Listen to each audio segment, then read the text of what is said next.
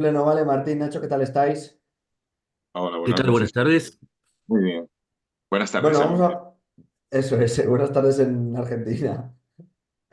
Que por cierto, el sábado tenemos más distancia horaria, Nacho, yo te lo comenté por privado. Sí, igual acá la hora es lo que quiera cada uno. Si querés que sean las 7 de la mañana, 7 de la tarde, lo mismo, es una anarquía completa, así que es lo mismo. Bueno, vamos al tema serio, vamos a hablar de la guerra de Ucrania. Martín, como siempre, empiezo por ti. No sé qué es la noticia más notable, quizás sea lo de los norcoreanos en suelo ruso y también un poco, yo creo que sería bueno analizar también qué perspectiva abre eso, a que lo mismo es muy negativo, porque obviamente son más carne de cañón que mete Rusia, pero por otro lado puede ser positivo a que Occidente se abra a que puedan usar armamento de largo alcance contra objetivos militares en Rusia. Bueno, empezamos. A ver, primero hay una cosa previa. Rusia Mm. está utilizando, o hay militares norcoreanos en Rusia, porque los necesita Rusia. Es decir, hace un año no había soldados norcoreanos. Hace un año veíamos nepalíes, veíamos gente de las exrepúblicas soviéticas contratados. Es decir, ahora de pronto Rusia necesita tener también, han hablado de unas cifras, 10, 11, 12 mil, da lo mismo. Es una confesión de que aquel ejército que iba a tomar Kiev en 3 días, aquel ejército que iba a hacer colapsar Pokrovsk hace 3 meses, no tiene fuerzas suficientes y las tiene que subcontratar. Literalmente está contratando fuerzas indígenas fuera de sus fronteras. El ejército de los anticolonialistas, los antiglobalistas, se está nutriendo cada vez más de fuerzas subcontratadas en países del tercer mundo, puro y duro.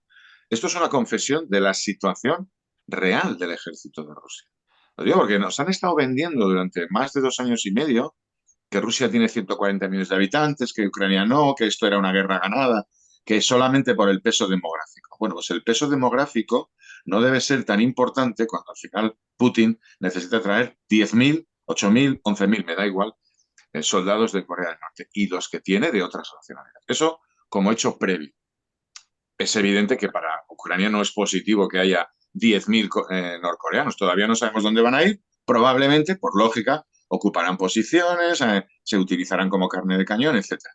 Yo creo que hay un elemento incluso de aportación, digamos, de negocio. Hay que pensar que no es que vayan soldados norcoreanos a luchar la guerra de Rusia. No, es que dos tiranos están intercambiando bienes. Corea del Norte ofrece aquello que tiene, vendió munición de artillería hace un año y ahora está vendiendo mano de obra. Mientras que Putin lo tiene que pagar con lo que tiene, cierta tecnología nuclear, cierta tecnología militar que mejorará, digamos, las posiciones o las capacidades de Corea del Norte. El negocio no es entre países, es entre tiranos. Y para los tiranos, las personas son meras mercancías. En este caso, hay un tirano que compra personal, como si fueran bienes, que es Putin, y otro tirano que vende a sus propios ciudadanos para morir en una guerra ajena. Estos son los hechos. Y luego es evidente que para Ucrania no es bueno que haya más soldados enemigos, porque si tienes que matar todos los días 1.000 y te mandan de Corea 10.000, pues ya vas a tardar al menos 10 días más en liquidar al enemigo, ¿no? Pero yo creo que sobre todo hay que no perder la referencia. 10.000 soldados son una cifra muy importante, pero no es decisiva. Quiero decir, no estamos hablando ante una aportación masiva, no estamos hablando de algo que cambie el resultado de la guerra. 10.000 soldados, para entendernos, son 2 brigadas y media, 3 brigadas. No Ujú. es una... Es más el simbolismo y el significado que tiene, uno, que Putin necesita de ayuda exterior, dos, que hay alguien dispuesto a dar esa ayuda exterior y que son dos tiranos que negocian entre ellos con lo que tiene cada uno, personal o tecnología, pero lo que tienen sobre todo son necesidades. Y esto es muy relevante a largo plazo. Lo digo porque siempre se nos ha vendido los recursos infinitos de Rusia y ya estamos descubriendo que el más básico de los recursos militares, los soldados, en Rusia no solo no sobran, sino que faltan. Nacho. Sí, y, para ver el nivel o la diferencia que hay entre los dos lados, convengamos que también se sabe ahora que los familiares de esos militares norcoreanos fueron internados, fueron separados del resto de la población y eso tiene un sentido lógico, porque muchos decíamos, claro, hacemos el truco de Hansel y Gretel, le hacemos un caminito de migas y los atrapamos a todos, porque con el hambre que deben venir, pero no. porque las familias son retenidas para justamente evitar la deserción. Entonces también queda claro que eligieron personas que tienen que dejar un seguro de caución en forma de personas. Digo, porque estamos hablando de que comercian con personas y la caución también son mujeres, niños o lo que sea. Y la segunda es que, por lo menos se rumorea, esto no está comprobado, que Corea del Norte va a recibir un pago por cada una de esas personas, pero que el pago se hace hacia el Estado norcoreano. Sabemos que como no hay propiedad privada en Corea del Norte, evidentemente no le van a pagar directamente. Y recuerda a los médicos cubanos, a las misiones de los médicos cubanos, en donde se contrata tanta cantidad de gente y el Estado cobra y después le da la parte que quiere al médico. Esto es tráfico humano. Eso ya hay una resolución de la Unión Europea donde califica el tráfico de médicos cubanos como tráfico humano, entonces no hay mucha diferencia con lo que está haciendo Corea del Norte. Y la última reflexión. También me parece que hay como un desafío abierto, más allá de que se ve obligado Putin, que a mí me llamó la atención por lo que dice Martín. Solamente 10.000, ¿por qué no trajiste 100.000? ¿Por qué no trajiste 40.000? Da la impresión de que Putin está tanteando la situación, tanteando hasta ver a dónde llega. Quizás en dosis homeopáticas, enviando de a 10.000, 10.000, 10.000, pueda ir reemplazando para no atosigar a la picadora de carne que no se le trabe, como se le viene trabando bastante seguido por el exceso de huesitos. Entonces me parece que esto de mandarlos de a poco también está viendo, ¿y Occidente qué hará frente a esto? Y la verdad es que hay días en que uno trata de que el enojo no se filtre en el análisis, pero cada vez es más patético el rol de Occidente.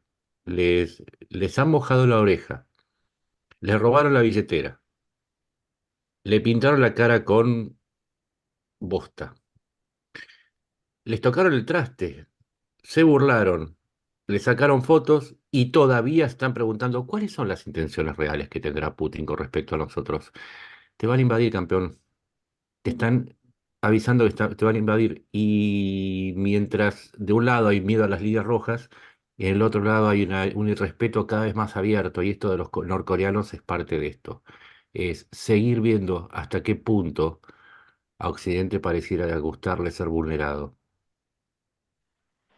Sí, además coincido contigo. Digamos, el análisis, llamémosle geopolítico o profundo, como queramos, es que Putin siempre funciona así, con pruebas. Has dicho tú, con pruebas homeopáticas. Es que es literalmente eso. El experimento ucraniano vino precedido del experimento georgiano. Y el experimento Ujú. georgiano hubo pruebas previamente dentro de Georgia.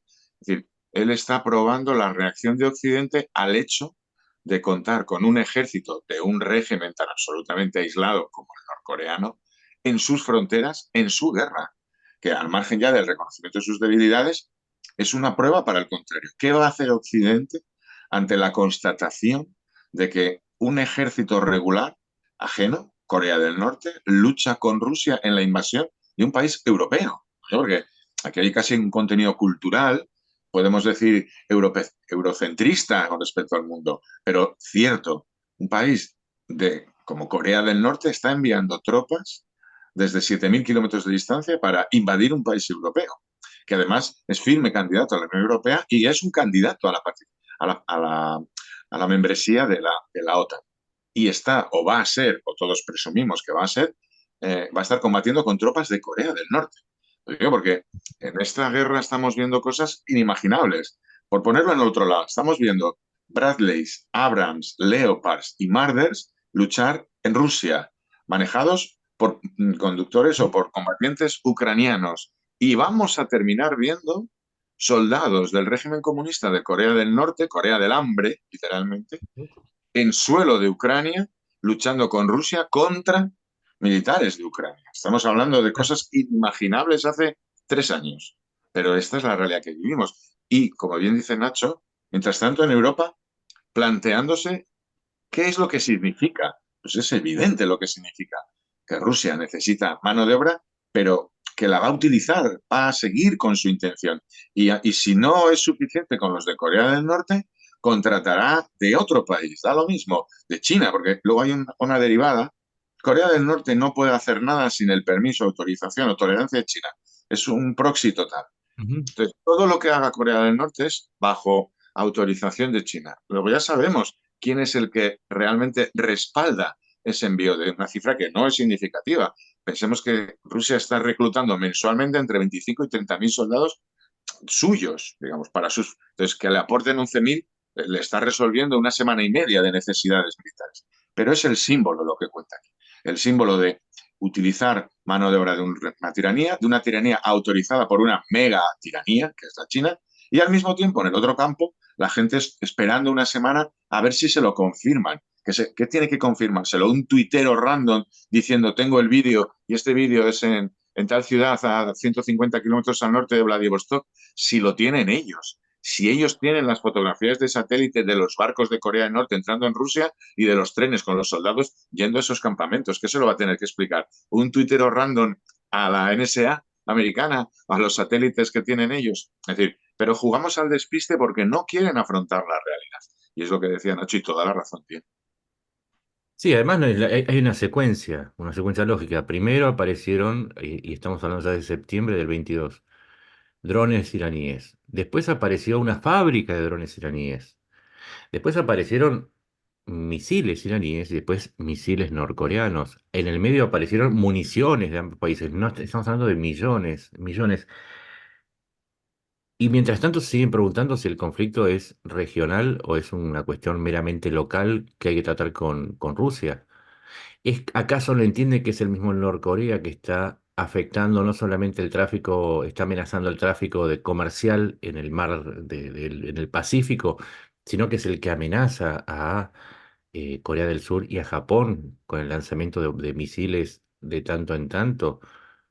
Y como vos decís, si todo el mundo sabe que el 68% del comercio de Corea del Norte es con China, evidentemente es un forúnculo de China. Por más que lo quieran, tiene creo que 80 kilómetros o no me acuerdo si eran 80 u 8, no importa. La mayor parte de su frontera es con China. El carbón, no sé, cada alimento que consumen llega de China, no llega de Rusia. Entonces, el problema está en que no se entiende que el conflicto ya es global, ya es mundial. Y me recuerda tanto a la Primera y Segunda Guerra Mundial y a la misma tontería de parte de Occidente, que a veces pareciera como que tenemos que repetir el error porque olvidamos la experiencia. Y estamos hablando de Corea del Norte, de Islam, de Irán, de Rusia, de China. No sé si en la escuela cuando uno hace matemáticas está el común denominador, ¿no? Estamos buscando, que es algo de la naturaleza humana, siempre estamos buscando cuál es el valor común para hacer agrupaciones, es algo que hacemos naturalmente. ¿Cuál es el denominador común de estos países? ¿No se dan cuenta todavía qué es lo que está detrás de todo esto? Porque no es solamente una cuestión militar, es la autocracia. Y mientras tanto siguen en Occidente armando un seminario de preparatorio para decidir si se va a decidir qué hacer y en caso de decidir qué hacer, analizar las consecuencias de la decisión y a partir de ahí otro seminario más para prepararse para la decisión. Y en eso se le fueron 5 años.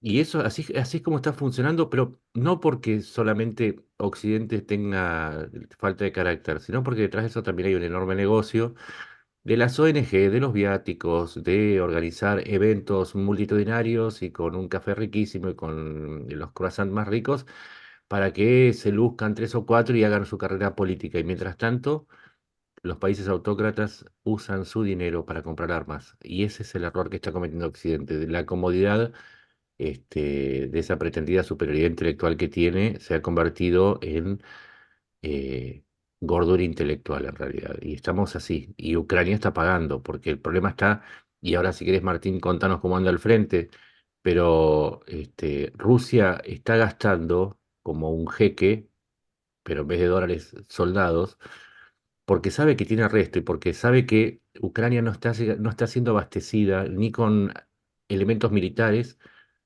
ni con apoyo político suficiente. Y entonces ahí es donde hay un punto en el que la realidad te gana y no alcanzan las balas para matar a tantos orcos. Ese es el punto real. Ahí bajamos a la realidad.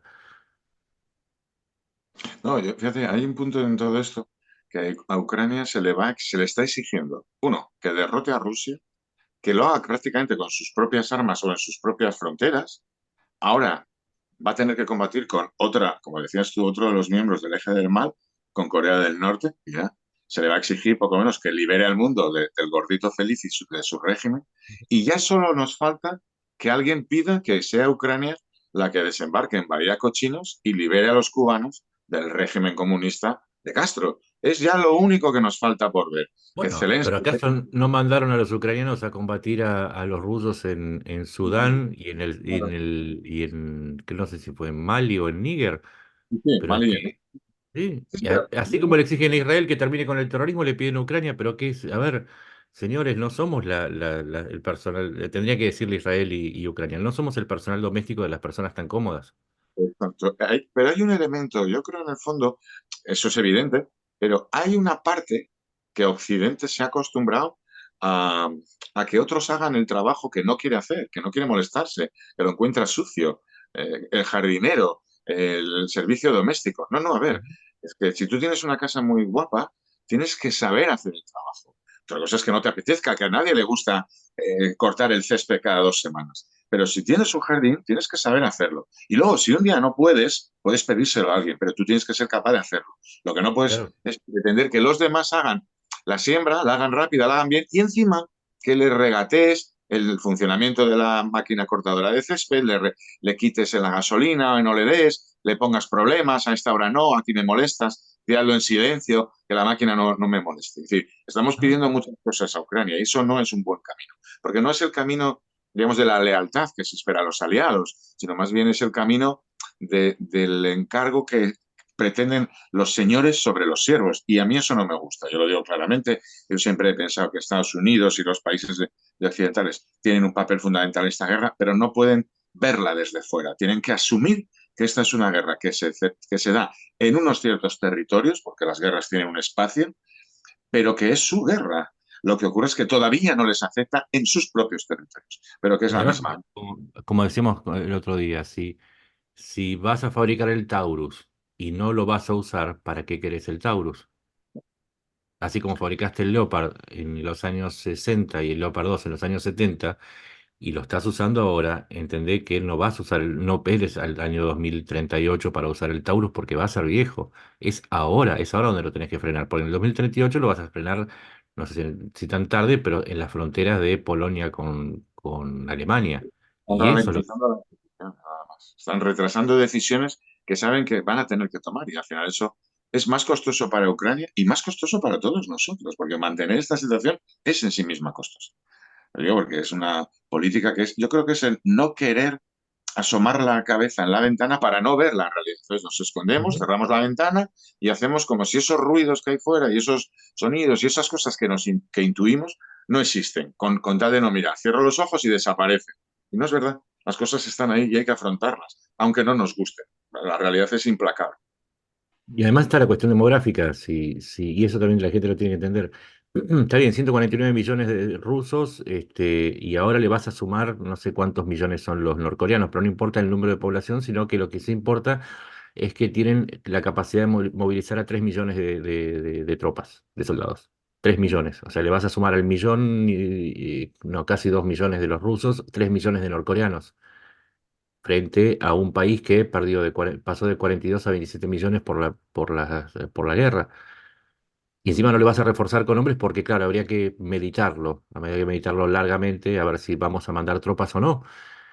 Y además no le estás mandando suficiente armamento y ni siquiera a tiempo como para que por lo menos les alcancen las balas y no se les acaben los cargadores frente a la multitud. Porque acá se repite, ¿sabes qué es lo tremendo? Es que se repite la guerra de Corea, en Mm. donde tardaron tanto en reaccionar que se trataba de un riesgo mucho más grande y las oleadas humanas y el otro, hay varios elementos, ¿no? Las oleadas humanas frente a la tecnología, los surcoreanos que tenían la voluntad pero no les alcanzaba el número ni de soldados ni de equipos. Y también del otro lado, chinos y rusos vestidos con ropa norcoreana, igual que acá, igual que en Ucrania. Entonces, no. como siempre, vamos a repetirlo hasta que se entienda.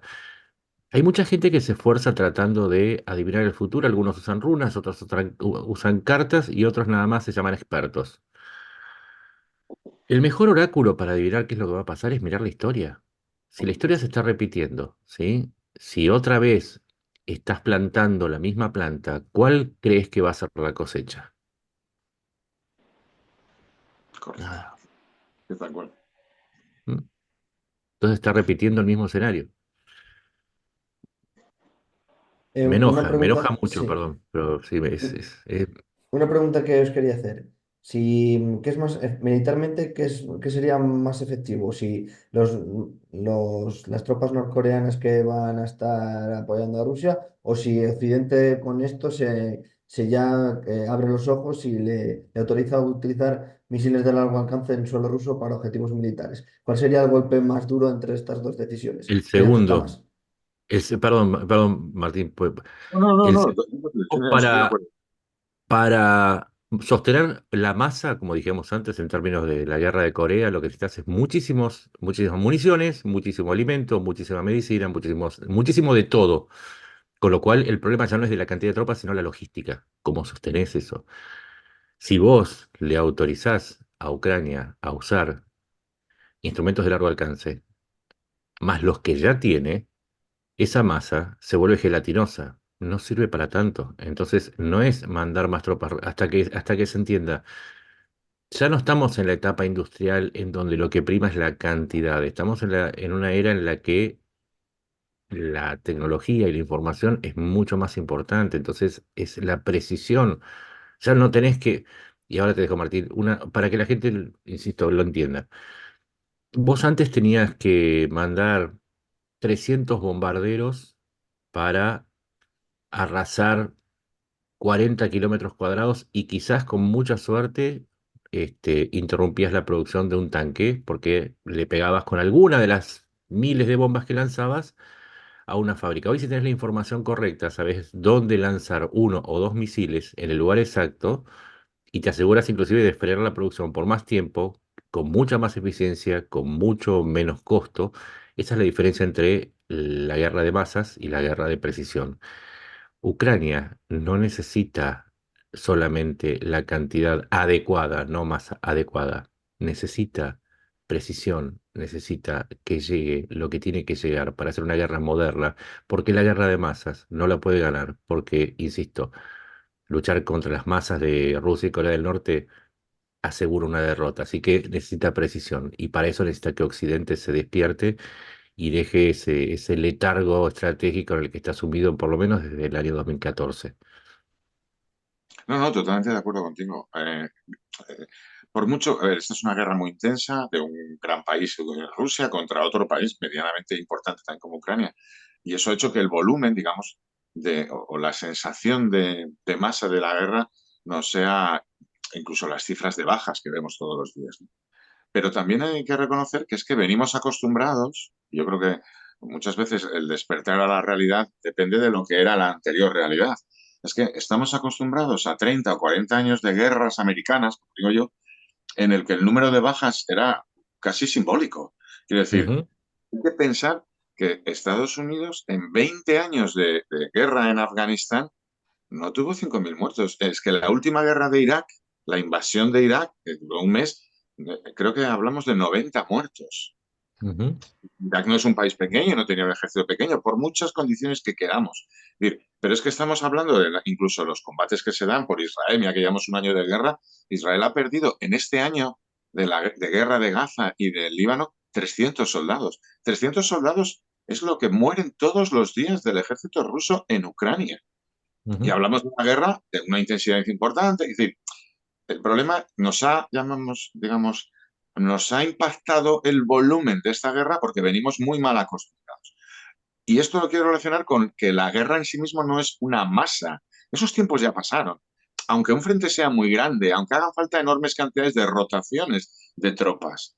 Pero si nos fijamos bien, y yo en esto llevo ya más de 2 años insistiendo, la guerra, cuando hablamos de estas ofensivas, la ofensiva en Kupiansk, la ofensiva en Chasiv Yar, la ofensiva en Pokrovsk, no son masas de 40.000 rusos corriendo por una planicie, como en la ofensiva de Zaporilla de hace año y medio de los ucranianos, veíamos 3 Bradleys, un Leopard y 15 soldados. Yo lo llamaba el tiki-taka porque es una guerra pequeña. Son Ujú. unidades con mucho poder de fuego, porque la guerra moderna tiene mucha potencia de fuego, apoyados con artillería, moviéndose en escenarios limitados, porque a Ucrania le faltaban elementos para hacer una guerra más grande y a Rusia también. Entonces, aunque se necesita mucha gente para sostener los frentes, las acciones son muy limitadas. Fijaos Sí. que constantemente estamos hablando de localidades y me vale cualquiera de las que citemos. Chasiv Yar. Acordaos que en mayo iban a haber tomado Chasiv Yar. Chasiv Yar está a 4 kilómetros de Bakhmut. Es una localidad que no llega a los 5.000 habitantes. No han tomado más que un barrio de 1 kilómetro por 1 kilómetro y pico. Han perdido allí 2, 3.000, 4.000 soldados en 150 asaltos.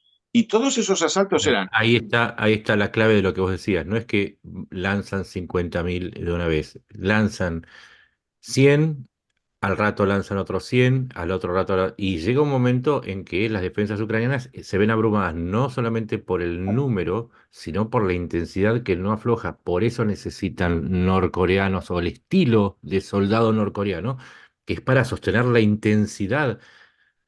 Y es como vos decís, y no es que, nada, no es como los sitios que rodean a la caravana, es una y otra, es como el agua, es como la tortura de la gota, una, otra, hasta que finalmente termina horadando el cráneo. Es eso, te interrumpía para contar eso.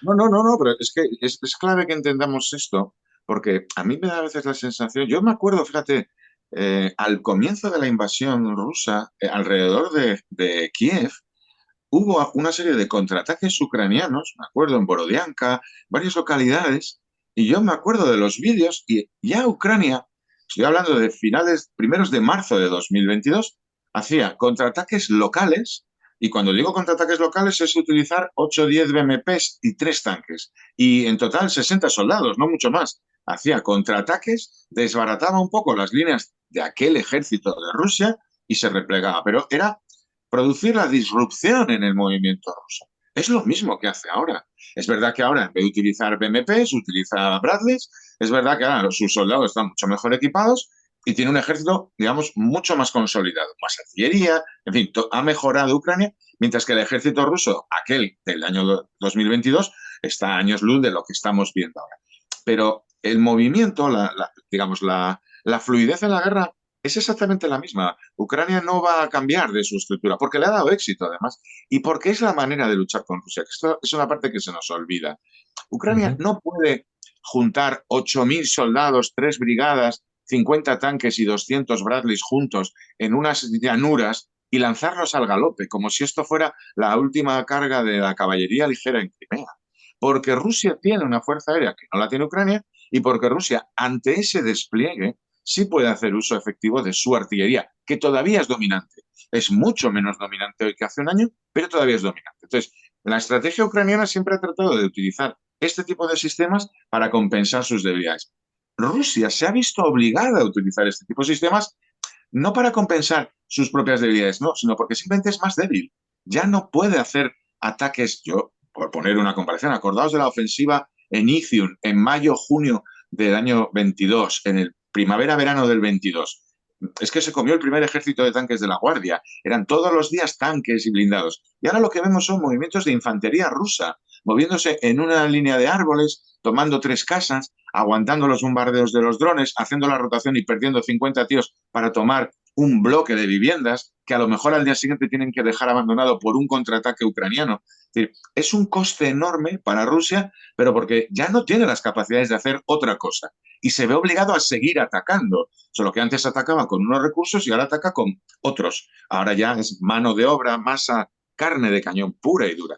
Y de hecho, Sí. eh, sí, y de hecho, lo que se está viendo en el conjunto del frente, por mucho que a algunos les pese, es que se están dando contraataques locales ucranianos en aquellos puntos donde se suponía que Rusia estaba a la ofensiva.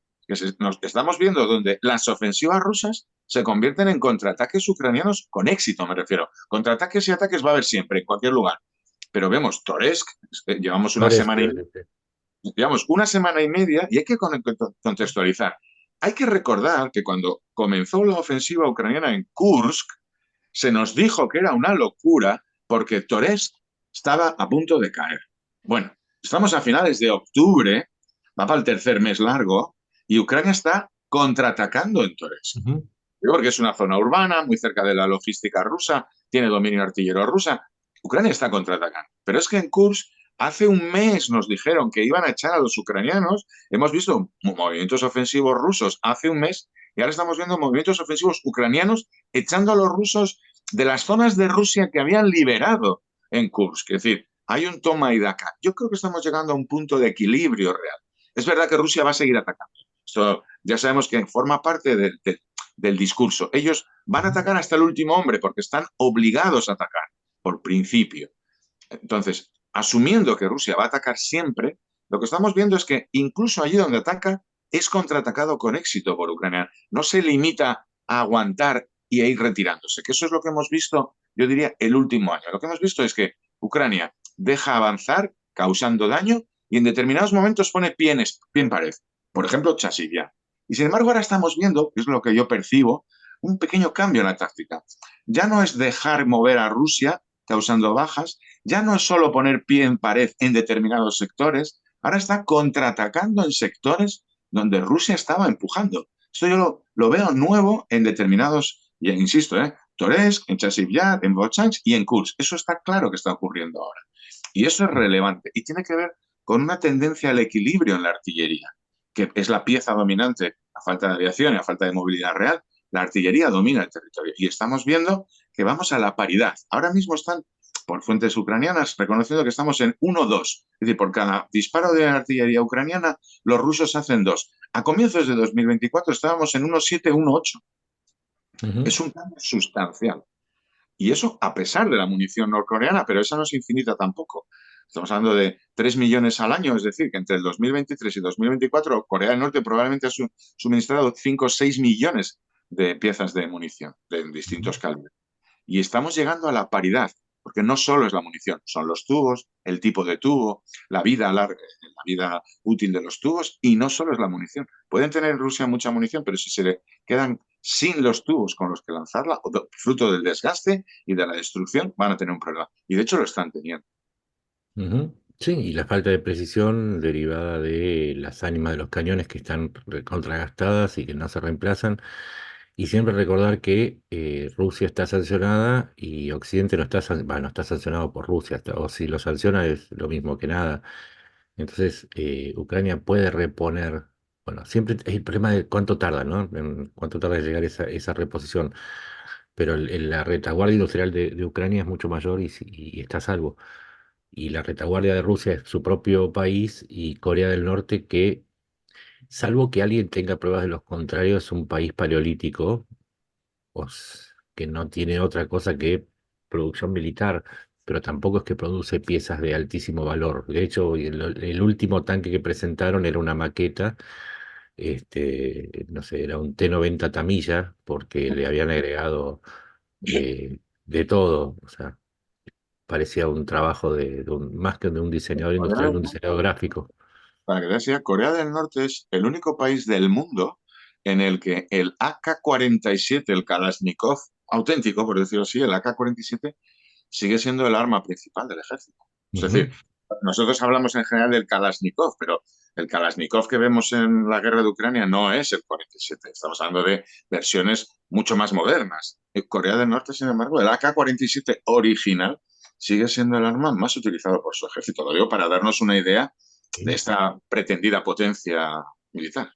Y para que la gente se dé una idea, en el año 2023, si no me acuerdo, fue en agosto, no antes, no tiene que haber sido antes, en las fábricas rusas se dio la orden de ya no seguir con las normas europeas de seguridad porque hacían más lenta la producción y entonces se dejó de prestar atención a la calidad. Esto, si le sumamos a un cañón, a ver, un cañón de 122 milímetros, si pasa a ser de 122,1 o 122,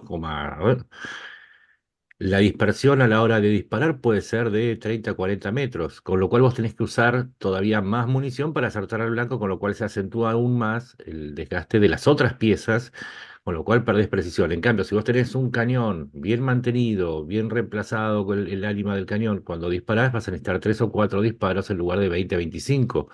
Y esto tiene que ver con lo que hablábamos antes de la diferencia entre la masividad y la eficiencia.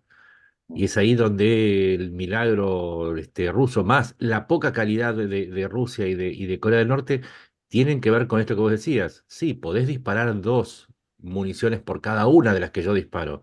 La pregunta es cuántos blancos hace cada uno y cuántos disparos necesita hacer, porque si yo disparo, tengo un 50% más de eficacia en la capacidad de disparos, equiparo tus 2 disparos, pero es porque Ya, es una claro. simple cuestión matemática.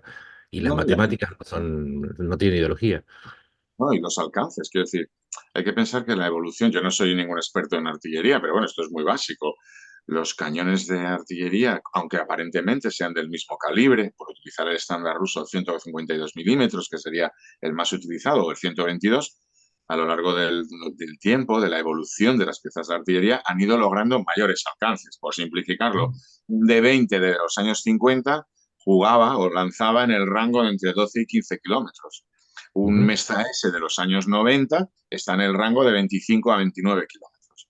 Ya, pero los Mesta S, que eran aquella artillería autopropulsada que veíamos al comienzo de la guerra, no digo que hayan desaparecido porque nunca van a desaparecer, siempre habrá, pero han desaparecido como pieza principal. Entonces, han desaparecido ese rango de alrededor de los 30. Y primero se redujo a 20, 22 y ahora están en el rango de 13 a 15 kilómetros. Ujú. Es decir, sus piezas tienen que acercarse mucho al frente, lo cual les obliga a asumir unos riesgos y unas pérdidas mucho mayores. Es decir, Ujú. entramos en bucles. Tú hablabas del bucle, digamos, del desgaste y la falta de eficacia, pero entramos en otro bucle que es la necesidad de aproximarse al frente y por lo tanto de ser más fácilmente destruido. Y ese es el bucle de mayores pérdidas, lo cual obliga a reponer más veces piezas que cada vez son repuestas con piezas más antiguas, con menores alcances y más pérdidas de eficacia. Es decir, Y con entramos en menores bucles, estándares de fabricación.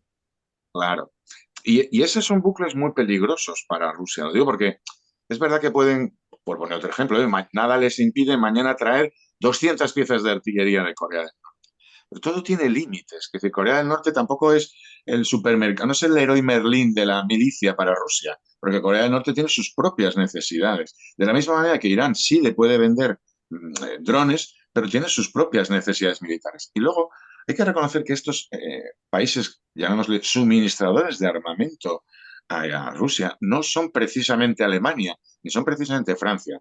Lo digo porque esto que hablábamos de Corea del Norte, no es que Corea del Norte suministra munición de artillería, pero no le va a poder suministrar muchas más cosas, porque no tiene cosas que suministrar. No le va a poder suministrar tanques porque estaríamos hablando del rango de los T-62, T-60, T-72, no más moderno. No le puede suministrar aviones. Lo mismo que Irán le suministra ¿cómo se dice? Los drones, pero no le puede suministrar piezas de equipación compleja, porque Irán vuela todavía los F-14, los F-14 de los años 70, los tiene Ujú. en funcionamiento. Entonces, eso nos da una pista del verdadero nivel tecnológico de estos países. Entonces, si el país que suministra a Rusia está volando F-14 o el país que suministra artillería a Rusia, Corea del Norte, utiliza el AK-47, no las versiones A-74 ni el AKS, no, el AK-47 original, nos da ciertos datos de la realidad que hay tras los desfiles. Y esto es muy importante. No es lo mismo que te suministre material Alemania a que te lo suministre Corea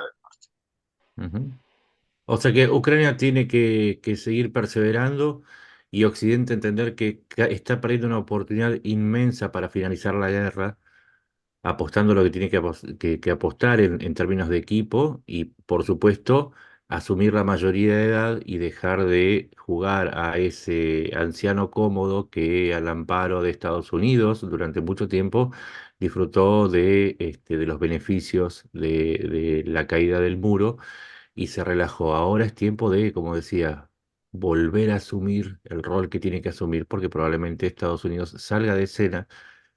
Hay un 50% de posibilidad de que gane Trump y salga de escena Estados Unidos, y Europa va a tener que hacerse cargo del 100% del problema dentro de la OTAN. Entonces, es ahora o esperar a enero a que asuma Trump si es que gana, Y si no, apostar como siempre a ver si Harris continúa la política de Biden de recostarse sobre la alianza y los aliados.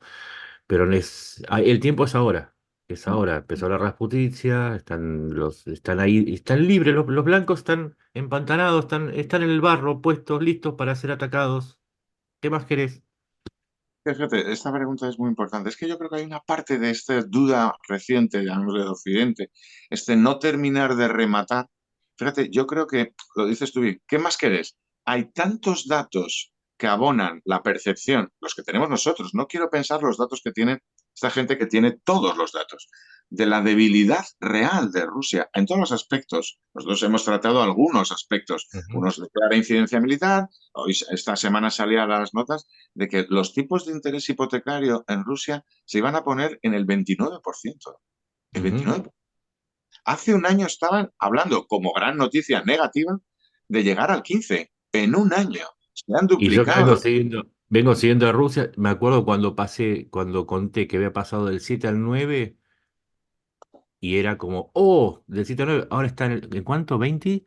En el 25, 27, 29. Depende del banco, pero los tipos hipotecarios en Rusia, el otro día salía la noticia, además era detallada, era fuente rusa, y los distintos bancos están en el 25, 25 y medio, 27, alguno con el 29. Es decir, se ha duplicado en un año y se ha triplicado en 2 años. Ese es Ujú, otro aspecto que yo, la verdad, no entro porque no lo conozco, pero son múltiples datos que reflejan la situación de debilidad. Y yo creo que el conocimiento que en algunas élites de gobiernos europeos tienen de que esa debilidad es real en los aspectos militares, en los aspectos demográficos, en los aspectos económicos, les da pánico. Es como ujú, asomarse de, a ver, que es que Rusia realmente puede hundirse. Yo creo que esa posibilidad cierta o cercana más que cierta, de que Rusia se hunda, es lo que les está impidiendo tomar las decisiones para que se hunda. Les da miedo que pase. Y por lo tanto, regañean, digamos, en el envío de misiles de mayor alcance, les da miedo que Rusia se hunda, pero porque saben que puede ocurrir. Es decir, todo este último ola de, digamos, de no compromiso occidental, yo creo que tiene más que ver con la realidad de la posible derrota de Rusia, los datos más cercanos de esa posible derrota, que con la no derrota.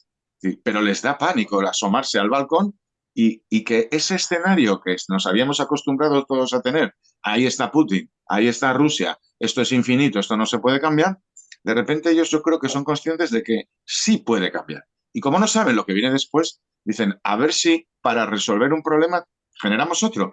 Y es un bucle que tienen que salir. Las cosas, si no funcionan con un sistema, y Putin no funciona porque no solo no garantiza la paz, sino que garantiza la guerra eterna, tienen que cambiar. Porque no me imagino, yo creo que alguna vez he hecho la reflexión, es que puede venir un líder, es que puede fraccionarse. Bueno, yo lo que veo ahora es que hay un psicópata en el Kremlin gobernando un país de 140 millones de habitantes, con importantes reservas energéticas y con un maletín nuclear. A mí eso no me da ninguna confianza. No me la daba antes de la guerra de Ucrania, pero ahora menos. No me puedo imaginar cosas mucho peores que un fulano como Putin, que ya ha demostrado que le da igual no solo los ciudadanos de Europa, no solo los ciudadanos de Ucrania, sino sus propios ciudadanos. Entonces, cualquier cosa, podría decir, es casi mejor que Putin. Entonces, yo no entiendo estos temores de, ¿y si Rusia se hunde? Bueno, si Rusia se hunde, vendrá otra cosa, pero no va a ser ujú. mucho mejor, no mucho peor que Rusia. Martín y Nacho, el tema de Georgia que yo me parece también muy interesante, cómo se encuentra la situación ante las elecciones, cómo se está tratando todo el tema, como estés viendo.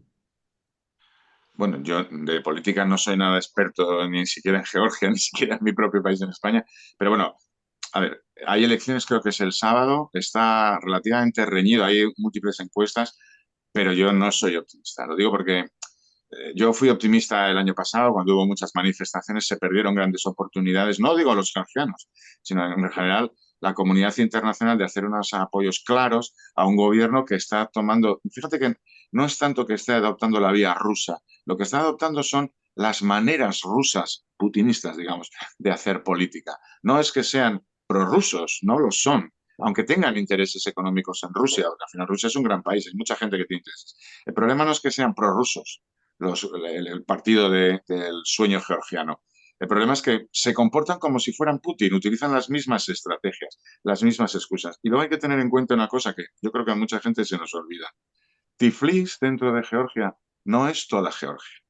Cuando uno sale de Tiflis, las zonas urbanas en general, bueno, Georgia es un país muy fraccionado, siempre ha estado, digamos, lastrado por ciertos caciquismos, por ciertos regionalismos. El dominio determinado es un país muy montañoso, muy lleno de valles, con distintas comarcas, un país muy pequeño pero muy variado.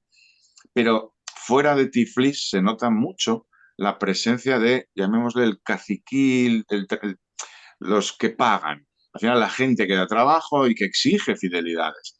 Entonces, esa mezcla de, hay que pensar que el partido Sueño Georgiano, Ivashvili, es el hombre más rico de Georgia. Y sus conjuntos, es un partido montado por los oligarcas para asegurarse que van a seguir siendo multimillonarios, para asegurar que tienen el poder a su servicio. Esta es la filosofía que hay detrás de este partido. Entonces, es muy difícil que los hombres más ricos del mundo, de su país, que tienen un montón de empleados y que exigen fidelidad política, vayan a ser expulsados del poder, porque tienen recursos muy superiores a aquellos que se mueven por pura ideología o por puros principios. Entonces, es difícil que pierdan, porque siempre pueden comprar más votos. Tú vas a cualquier ciudad y al final te vas a encontrar un tío que aparece un día con un coche y se pone a repartir objetos o directamente dinero junto con las gorras, que lo he visto, y se compran los votos. Y esos votos también se cuentan y cuentan en el cómputo. Entonces, esos son diputados. Entonces, es muy difícil que el señor georgiano pierda estas elecciones. ¿Puede ocurrir? Sí, pero no va a ocurrir por un hecho político. Al final, como todo, tiene que ocurrir por unas circunstancias económicas, sociales y políticas. Y esa conjunción no se da. Georgia no va mal económicamente, aunque los ricos son más ricos porque son corruptos y quieren institucionalizar un sistema corrupto al modelo ruso. Mientras que acá en migas la sociedad, digamos, está adormecida y solo se mueven aquellas personas que tienen unos valores y un compromiso muy grande. Pero la zona intermedia, digamos, la mayoría silenciosa, mientras no le afecte económicamente, no se va a movilizar, solo cuando le afecta personalmente. Y es ahí donde se juega la gran batalla. Sí, y contar que quizás la de Georgia fue un experimento en donde Rusia demostró que podía salirse con la suya sin usar las armas. Y vamos a explicarlo muy sencillamente. La ley de organizaciones extranjeras, que es la que impulsó el actual sector prorruso del gobierno, en sí, como en Rusia, solamente es aplicable en un gobierno dictatorial. ¿Sí? En un gobierno con ciertas garantías existe un margen. ¿Cuál es el problema? Que la Unión Europea ya le había avisado que en el trámite de ingreso de Georgia a la alianza, aquella ley era incompatible, que si se aprobaba esa ley, Georgia no podía entrar a la Unión Europea. Es decir, tanto interés detrás de esa ley estaba en que era un impedimento para que Georgia termine dentro de la Unión Europea y por lo tanto protegida por la Unión Europea. Entonces hay que entender que también lo que está jugando en estas elecciones es cuál de los dos grupos va a prevalecer y otro dato, como son 150 o 155, no me acuerdo, creo que son 155 escaños los que se renuevan, se va a renovar todo el Congreso. Y la realidad es que tenemos que admitirlo, que está mitad y mitad. Los sectores prorrusos y los sectores proeuropeos están casi empatados. Y lo que se necesita es, para un Euromaidán, es un 70% de población a favor de ligarse con Europa. Entonces hay que entender que hay países en los que todavía esa herencia rusa o la preferencia, que también es respetable, digo, si un país elige ser prorruso, uno no puede ser tan putinesco como para decir están equivocados. Bueno, si te gusta ser prorruso, adelante. Uno no Y mucha hablamos, suerte. Mm. no, hablamos de la influencia rusa porque el modelo político del señor georgiano, digamos, de la élite gobernante, es el ruso. Pero se nos olvida que Georgia, sus grandes socios comerciales son la nada democrática Azerbaiyán, con Ujú. una república hereditaria, y el otro gran socio comercial de Georgia es Turquía. Lo digo porque la paradoja georgiana es que pretende ser Europa, ha tenido un proceso claramente de europeización durante, sobre todo, de los años 2000, por decirlo así, la primera década del siglo, pero está enclaustrada entre tres regímenes totalmente autocráticos. Es decir, la Rusia de Putin, el Azerbaiyán de Aliyev y la Turquía de Erdogan. No son modelos políticos precisamente que inspiren respeto a las libertades públicas, procesos de descentralización, de libertad, de respeto, es decir, es todo lo contrario. Entonces, claro, cuando tus socios comerciales son Azerbaiyán y Turquía, fundamentales, por decirlo así, y tu presión militar te viene de un régimen como Putin, por mucha aspiración que tú tengas europea, y yo creo que en Georgia hay una aspiración europea sincera, pero eso implica unos costes políticos, de responsabilidad y unos costes de quitarse de encima ciertas caspas postsoviéticas o incluso postsoviéticas, porque Erdogan no es soviético, pero tiene el mismo modelo político que Putin y el mismo modelo que Aliyev, ¿no? Entonces, y Georgia se mueve en esos dos espacios, los intereses puramente económicos con los vecinos y las aspiraciones europeas. Entonces, y eso es lo que explica esta división de la sociedad.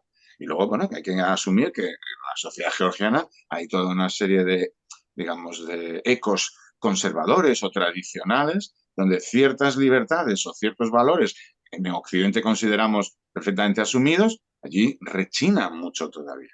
Y pienso, por ejemplo, en el movimiento o el respeto a los derechos de los gays o las lesbianas, es un problema, pero pasa lo mismo en Turquía y pasa lo mismo en Rusia. El Día del Orgullo Gay es un problema, y que no es un problema ni en España, ni en Dinamarca, ni en casi ningún parte de la sociedad. Y lo pongo como ejemplo.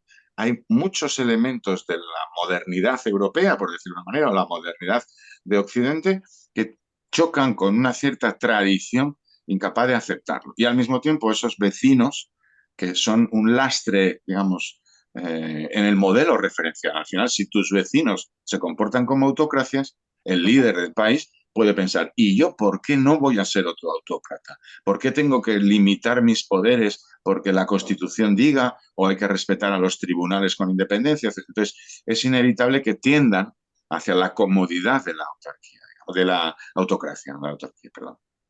Ujú. Sí, coincido 100%. Pues chicos, no sé si queréis añadir alguna cosa más, si no lo dejamos aquí hoy. No, a veces la geografía, y es una pena, porque a veces la geografía marca de una manera o determina el futuro de los países. Fíjate que en el caso de Georgia, yo es un país que conozco y además que me encanta. Uno cuando va a Georgia, si no fuera por el idioma, realmente no sabes que no estás en Europa. Es un hecho, es como, probablemente pasaría lo mismo en Argentina, ¿no? Dices tú, a ver, pasa que Argentina para mí es Occidente, nunca he tenido dudas al respecto, ¿no? Pero es esos lugares en los que estás en un sitio físicamente, estás en Asia, tienes la referencia de que estás lejos de lo que todos entendemos por Europa, y sin embargo tú te sientes en Europa por las referencias culturales, por la visualización de las personas. Pero a pesar de todo eso, y a pesar de la evidencia de que es Europa, existen elementos que pesan mucho para que no termine de ser Europa. Y en este caso la geografía determina mucho. Ese triángulo en el que está metido Georgia es complicado. Bueno, chicos, pues muchísimas gracias a los dos y nos vemos otro día. Muy bien. Muchas gracias a vos. Un Gracias. abrazo. Muchas gracias. Un abrazo.